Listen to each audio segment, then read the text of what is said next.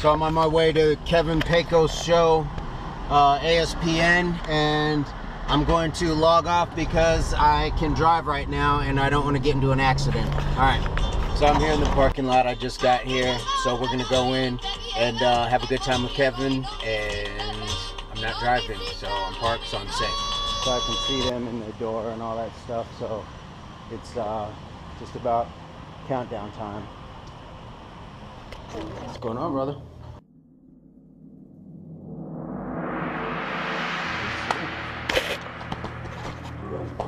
No complaints. How about yourself? How you doing, sir? Howdy, howdy.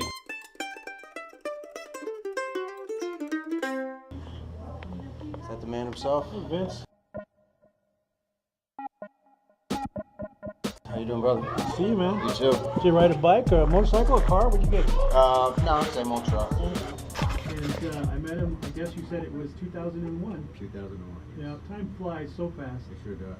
And I met him, he was playing football in the Arizona Football League. He made this amazing tackle in a game, and I wrote about it on the website the next week, as a Division I kind of player. And anybody who's known Vince over any period of time understands that everything he does is with that same level of power and passion. Vince, you make all your mistakes and your good moves at full speed. Well, at least you're trying, if nothing else. If I can say that I messed up at 100 miles per hour, then you know at least I was giving my 100% while I was doing it. Insurance is a good investment. I don't have any. Oh my gosh. Or at least I didn't when I played. No, and most guys don't. Now, hey, this year in the ASFL, we've got combined insurance. Guys get dinged up, get hurt, they get a check. And Right. it's an amazing deal, like $17 a month. And we're lucky to find him. Look great. He got me in a bit of trouble. We had an adventure working with the Arizona Cardinals in 2008, I believe, and we brought out football players from our league to work with the kids groups at Cardinals camp at the facility and travel around the city at high schools. And at the end of every session, the Cardinals people would say, "Hey kids," because there's always two Cardinal players there. Okay, 2006, man. And at the end of the session, the Cardinals who were in their uniforms would be there to sign autographs and stuff, and it was fine. But the problem is they already fallen in love with Vincent. They called him Spider-Man, and I couldn't find the audio to pull up. It is, "Hey, Spider-Man!" Right. And at the end of every session, the kids would rush over to him and run right past the Cardinals players. Literally, I'm not making that up. He was a little embarrassed by it all. Well, it's nothing you expect, and you don't go out there with the expectation to, have these kids flock to you. But I'm not downing the professional players, but I think that's what they expected, because they didn't take the time to interact with the kids throughout the drills. They walked them out, handed them a jersey that they would put on, and then just stood there waiting for autographs. But Kevin had brought so many good people in, and we all had the opportunity to run the drills, interact with the kids. So by that time, I think it's just a natural reaction for children to want to, deal with the person they've been dealing with. There was a few that were in awe with the Cardinals, but I don't think they knew much of the difference. Right.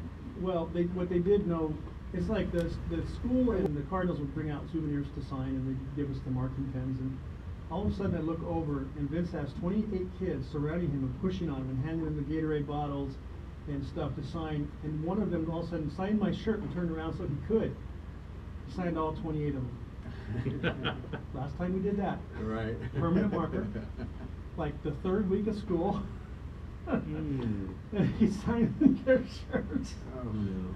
I thought, I was new to it. We all were. Yeah. We all were, but it was so funny because I asked the gal, I says, "Will that wash out?" She goes, "No, it's permanent." Vince. It was mind blowing. It was just hilarious because it was just kids being kids, including Vincent. That's right. And and I think that's one of the things that when people get to know him that has always drawn them to you is your honesty, your openness, and you're willing to let us be who we are, even though you might actually be offended. It doesn't show in your face and it doesn't show in your language, and that's true courage. You just let them be them and like them anyway.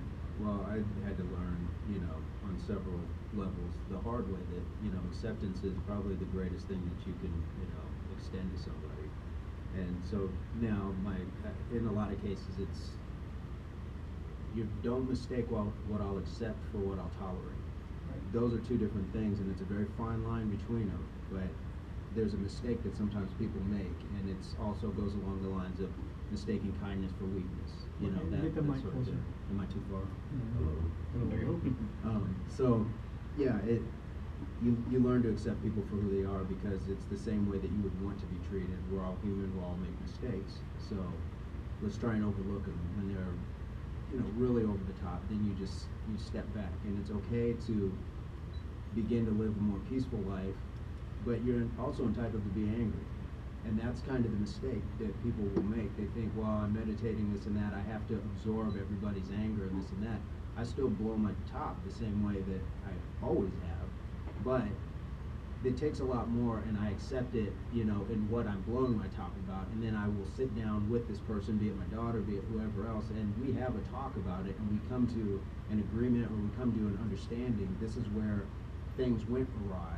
This is where, you know, I need to learn to scale back, or this is where I need to, you know, extend myself to accept what's going on. So whether somebody, you know, believes, you know, in complete segregation of the races or this or that, I'm going to respect you as a human being, and provided you don't, you know, cross a line with me, then who am I to judge? Because I believe the opposite of them. So I would expect them to give me that same, you know, extension of respect to say, well, I'll hear you out, or maybe I don't even want to hear you out, but I'm not going to violate your human right just to be without being disturbed in a physical way.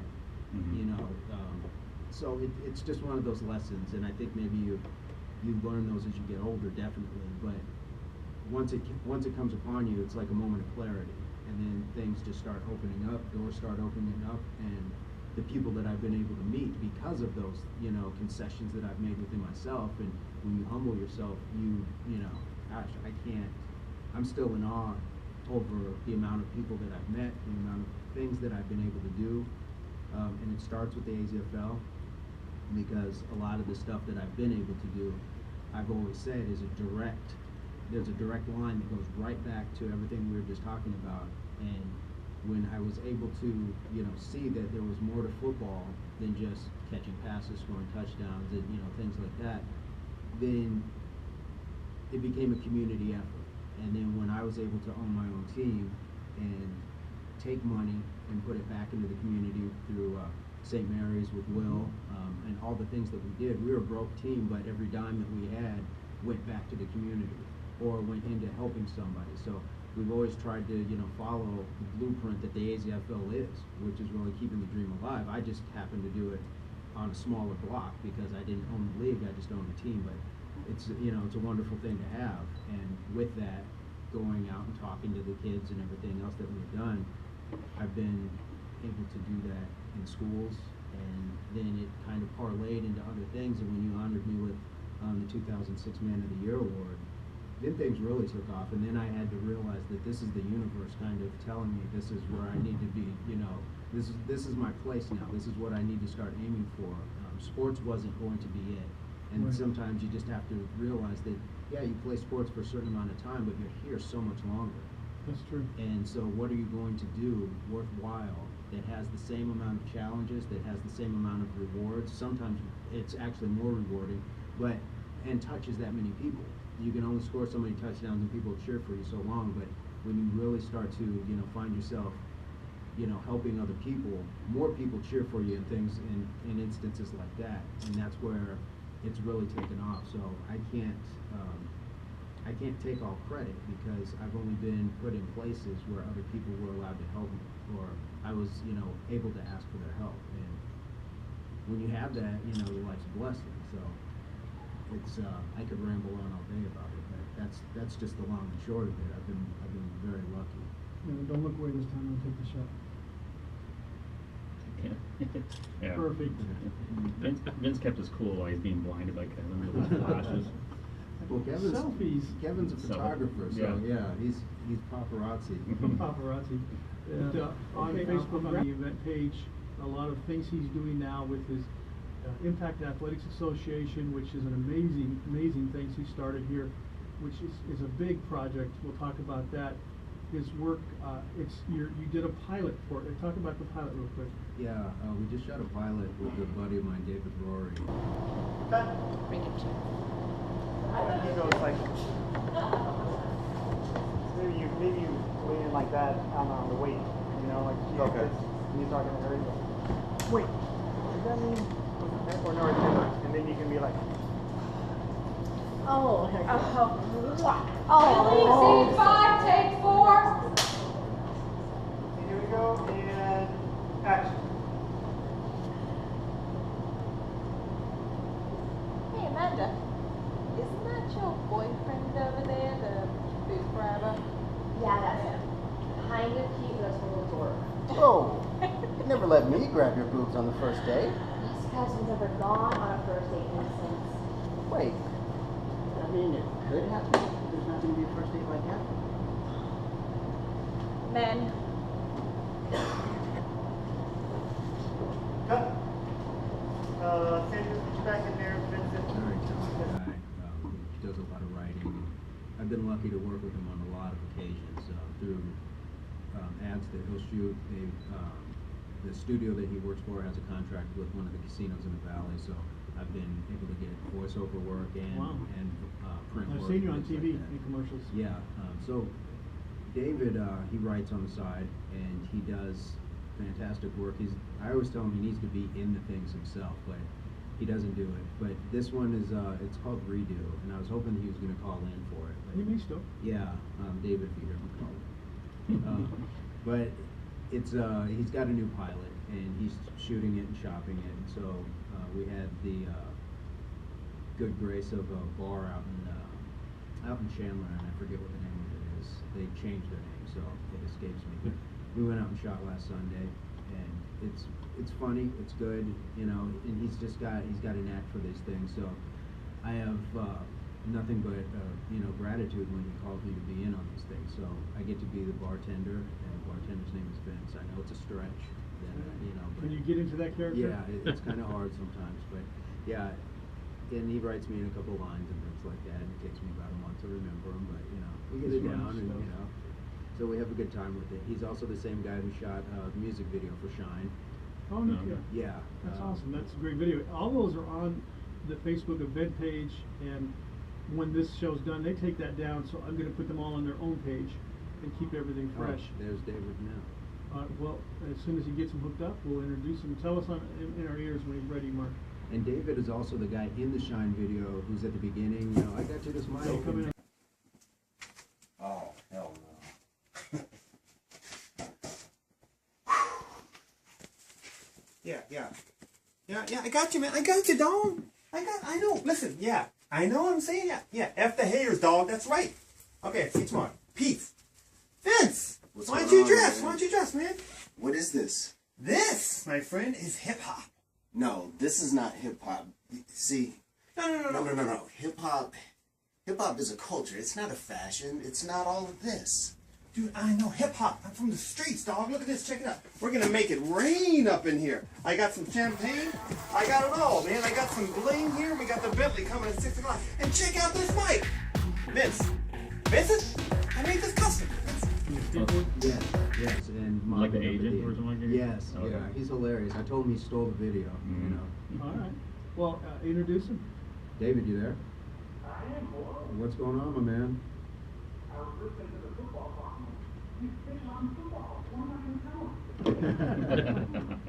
Well, tell us about the pilot, because you heard me. Well, and I no, was- introduce him officially now. You talked about him. He's here. I always talk about him. Give him a big intro.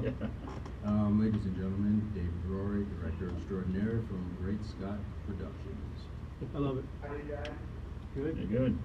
So, I work full time at Great Scott Productions here in Phoenix as a writer director, but sometimes my hobby is also my job. So We know I that. get off work, I go home and do some more writing, and I normally do a lot of the online video contests where you write a 30-second TV commercial and try to win, $10,000 or $20,000, and I've been doing those for a while, and I think now I want to start trying longer form and pilots, and I go to the comedy, and it's been perfect, and I had him in the pilot I did last year, and it worked out pretty good, and I wanted to give him some dialogue this year, and Vincent always steps up whenever I call him. He's a big supporter of him.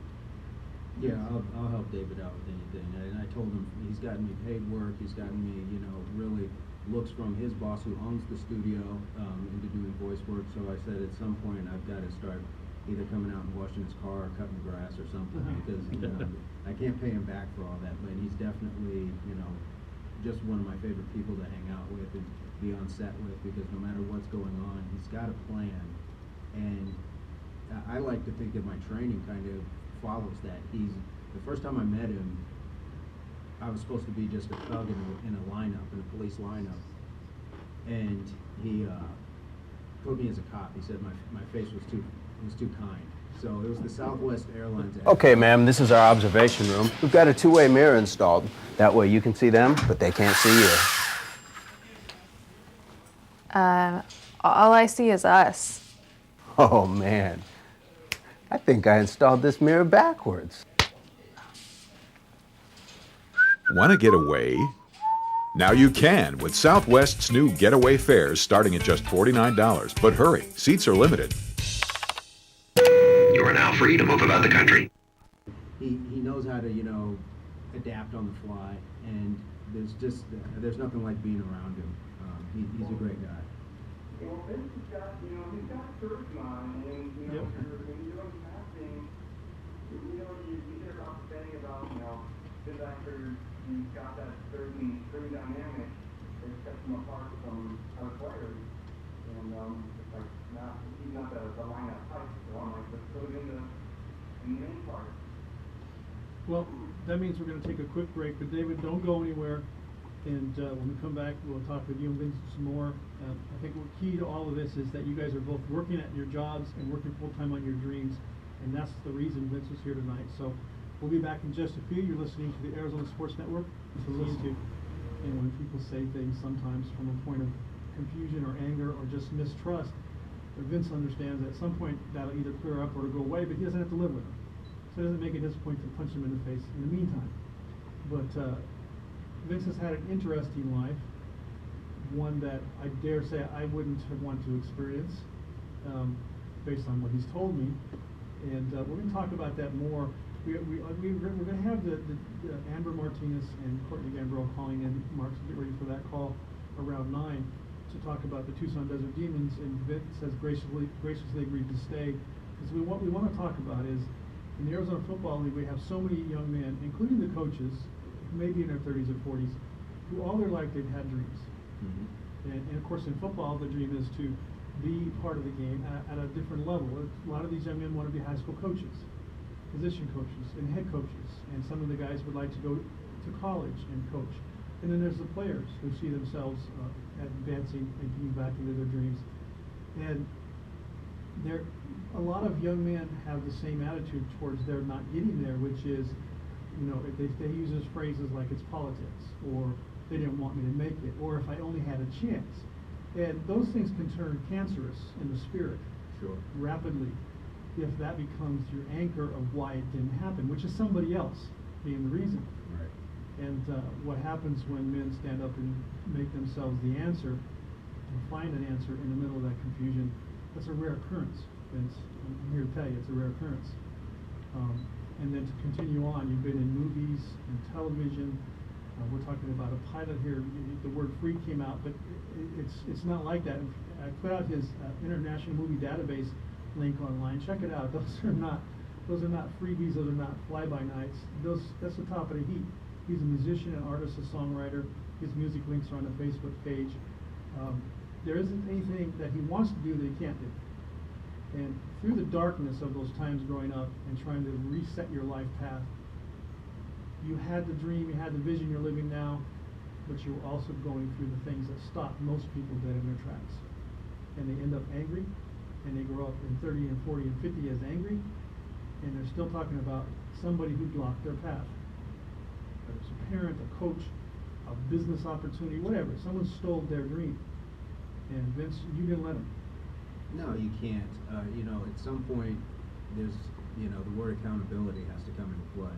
Right. And when there were times that, you know, clearly what I was doing was the cause of where I was at. And, you know, very few, it's a small percent of somebody else's actions directly affected me into, you know, but you don't see that at the time. So when you live in a vacuum, that's what happens. So once you stop and look at your life, then you have to say, well, these are choices that I made, and these are the results of those actions. So even though they weren't all terrible, they weren't all positive either. Sometimes it's worse to be, you know, either or. You know, living down the middle of the lane sometimes is worse. Sometimes if you're just going to be bad, be good at being bad. And if you're going to be good, just be good. You know, be something. 50 Cent comes to mind. Right. Yeah. Exactly. So you just take into, you know, consideration, what do you want to do and what are you willing to do about it. And if you're not willing to do much about it, then you'll not get much, you know, from it.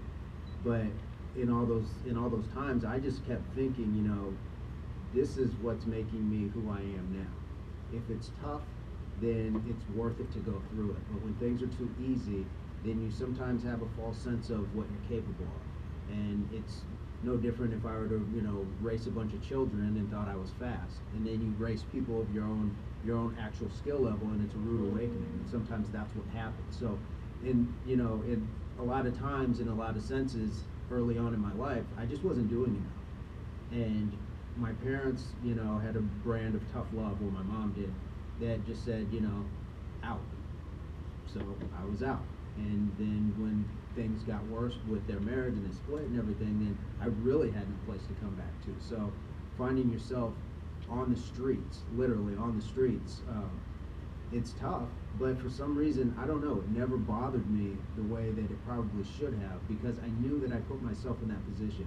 I knew that as, you know, in early 20s, you know, late teens, there were things that I hadn't done enough of, whether it was studying, whether it was looking for jobs, whether it was, you know, just doing the things that I needed to do to put myself in place, because you forget. They tell you, but it goes in one ear and out the other after a while. And then I was the result of it always going out the other ear.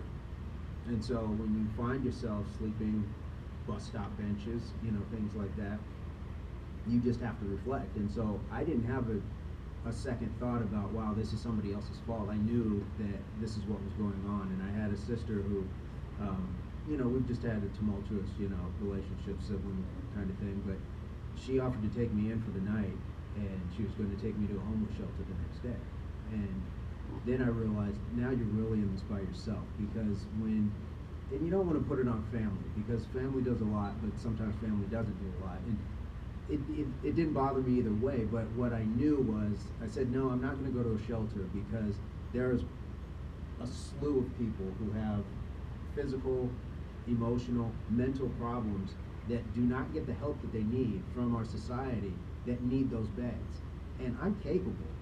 I just was, you know, lazy for, you know, in a lot of senses. So in that moment, I knew that there was something more that I needed to be doing. So even though once I really got put out in South Phoenix, because I said, there's no way I'm gonna live in my own neighborhood as that guy, you know, so. Right. So once I, you know, went down there, I didn't know anybody in South Phoenix. So it was just one of those things. It was almost like a self-imposed exile. I'm gonna go away, but when I come back, it's not gonna be the same person who left. And so hopefully I, you know, at least did good by, you know, in that sense. We want to talk about, before we get all done with you, is talk about Monet and that, because she's been an amazing kid, and I wanted to tell some of the story. You did it on Facebook where you were going to the office and asked if they wore leotards or whatever it was. Oh, the yoga pants. Do they have a yoga class or something? Yes. I read that and I was falling out of my chair laughing. Well, she did a slow burn over it, but, you know, I've told her that with everything. Look, you know, you wouldn't want me to show up to the father-daughter dance in cleats. You know, I said, so there's dress appropriate for certain things, and she's finding it out with simple things, just like wearing flip-flops everywhere. It's like, my feet hurt. It's like, well, if you know you're going to be walking or doing things, and the first day she volunteered at the soup kitchen, or the free kitchen, I should say, she wore flip-flops.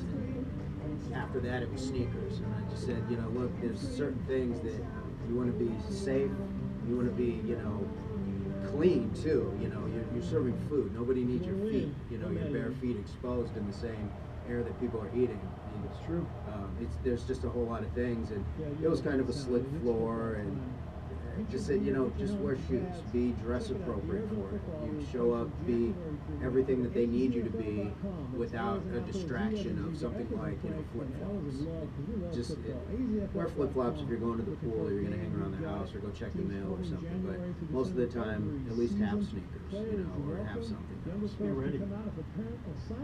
Yeah, exactly. Be prepared and aware is everything I try and preach to them. If you know what you're aware of, then you should be prepared for it.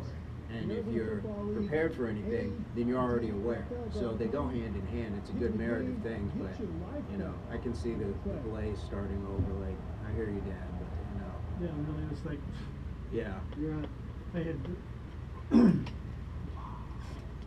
Welcome back to Arizona Sports Network. I think we turned it down too low. Are we KXXT, on? Double Dime. All We've right. got everybody in the house, and we were just talking, as you can probably tell.